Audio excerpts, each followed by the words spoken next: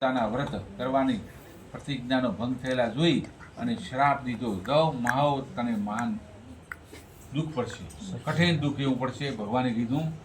પછી આ એક જ દિવસે ચોર રાજા ચંદ્રકેતુ ખજાનામાંથી ચોરી કરીને ભાગ્યા. રાજાના ખજાનામાંથી તોડે ચોર ભાગ્યા. પૂછવું છું, રાજાના ઘરમાં શું નવું બધું હોય.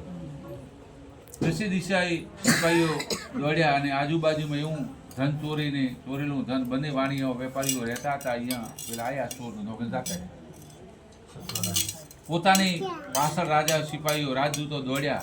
આવતા જોઈ ભયભીત થયેલા ચોરો તો ધનને જે સાધુવાણીયા રહેતા હતા ત્યાં નોખી અને ભાગી ગયા. રહેતા ત્યાં રાજાનું ચોરાયેલું ધન જોયું અને વણિક વેપારીને હાથકડી નોખીને પહેરાવીને બંનેને લઈ ગયા.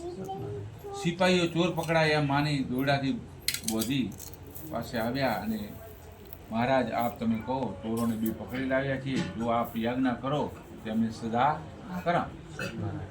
આ સાંભળી રાજાએ તો બહુ વિચાર કર્યા વગર તેને કેદખાનામાં પૂરવાનો હુકમ કરી દીધો. દોરડાથી બોધી બેડીઓ પહેરાવી મોટા મજબૂત કેદખાનામાં પૂરી દીધા. સત્યનારાયણ ભગવાનનું માયાને કારણે કોઈ પણ વણિક પુત્રનું કહેવું સાંભળવું નહીં.